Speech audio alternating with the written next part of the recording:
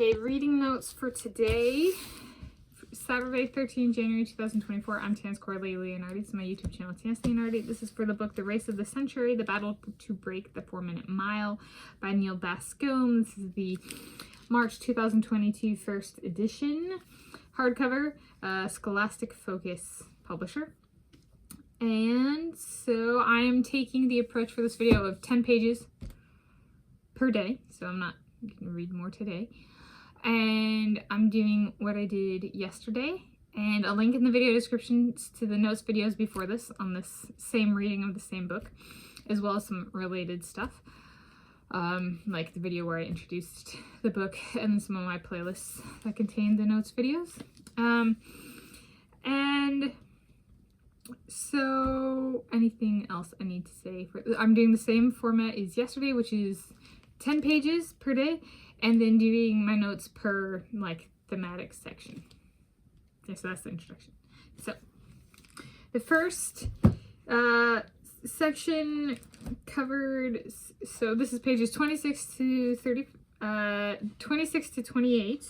and it finished introducing, it picked up from where I left off yesterday, so it finished introducing Australian runner John Landy.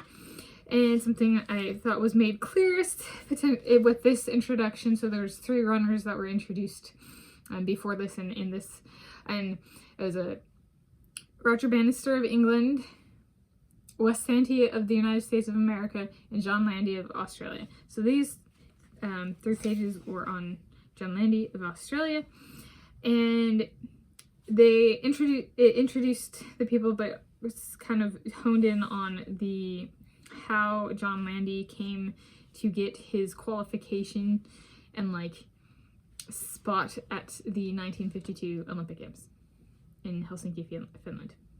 So, I would say the first of the 3, so there's 3 people introduced, and so this is the third of 3. The first of 3 where I thought it was made very clear that what they're talking about and leading up to is this person, like, and how they qualified or got their spot for the Olympic Games. Okay, so I was just, as a writing style, this is the first one where it, like, I would say it was very clear. Versus with the other ones, I was just kind of like, okay, now the writer's talking about the Olympic Games and just whatever. Versus like with this one was like, oh, this actually, like, it progressed. So maybe it's like the best written then is a way of phrasing it. Like, it actually flew into, like, I see why this person is bringing up the Olympic Games.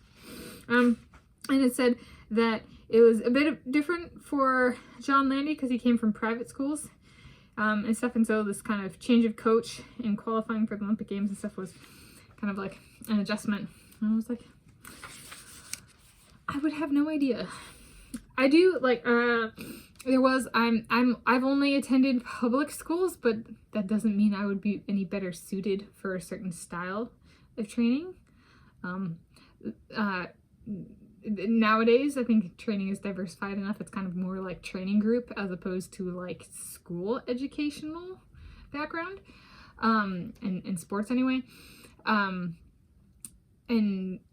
I would also say, I will say though, when I was at the University of California, Berkeley, there was this student who was visiting, and I'm not going to provide personal information because I don't want to make it identifiable who the person is.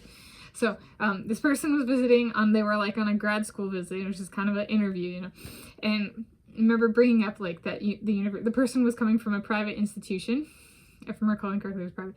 I remember bringing up that the University of California, Berkeley was public, and in graduate school that kind of stuff matters because the public schools tended to have more issues around pay and budgets than some of the private schools. So like at least in the geosciences or sciences kind of stuff, or planetary sciences, so like normally it doesn't matter, but when it comes down to like payment, it wasn't a university necessary, like it wasn't necessarily a University of California, Berkeley problem so much as like the funding for public schools comes from a different place. So funding is actually kind of like an ongoing battle to get as a graduate student.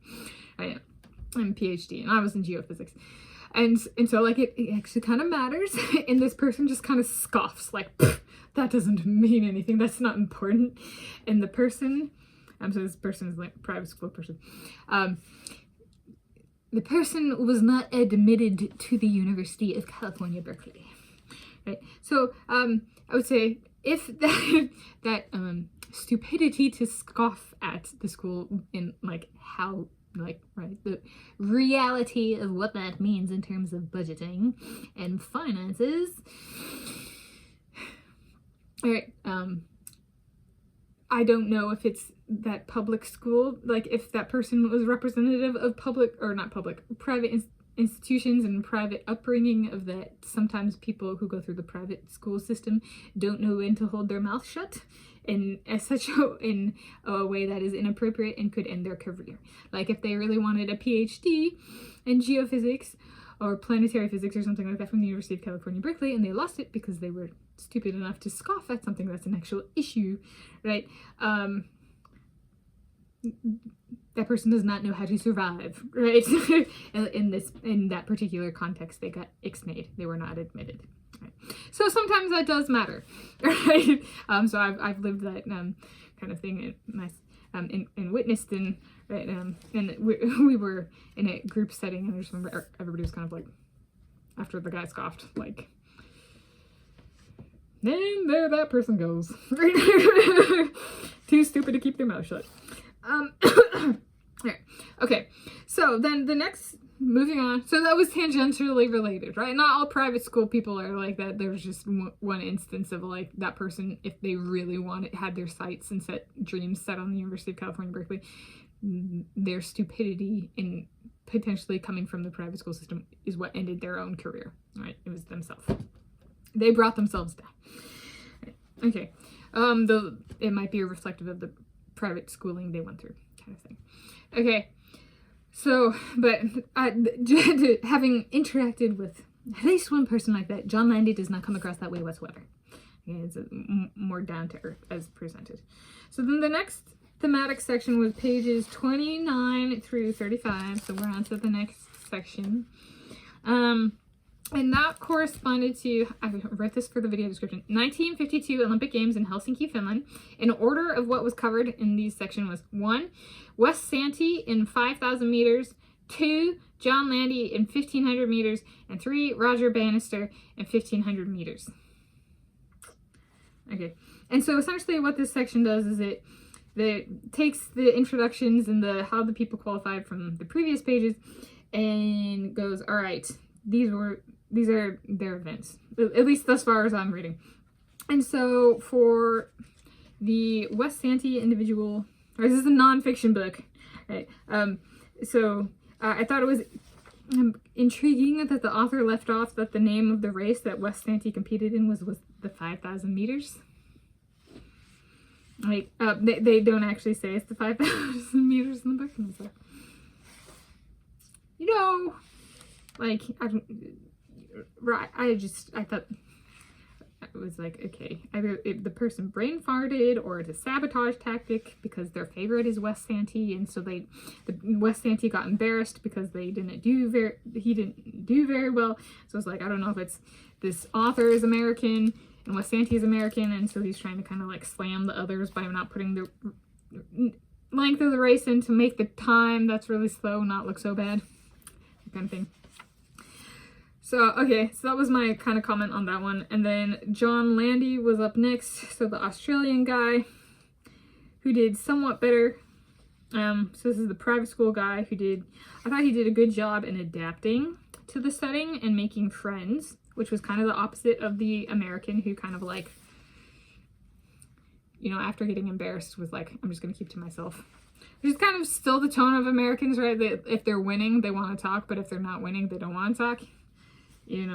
So that dynamic hasn't changed, 72 years later.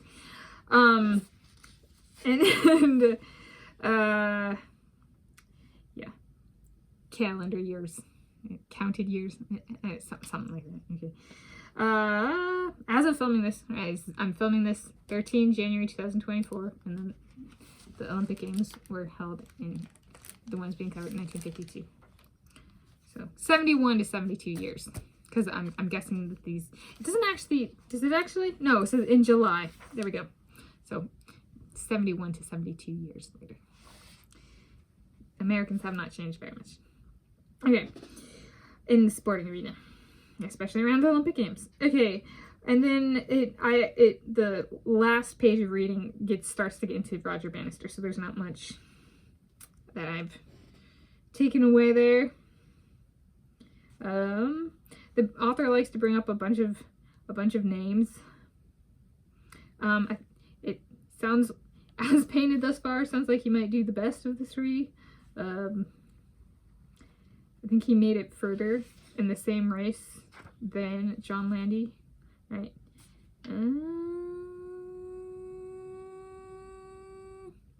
Yeah, he made it to the final of the 1500 meters.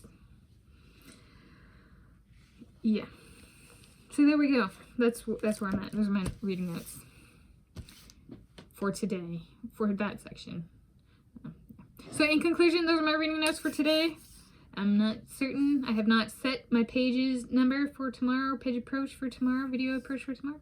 So we shall see. Happy day and time of viewing whenever you're viewing this, and happy place of viewing this wherever you're viewing this from.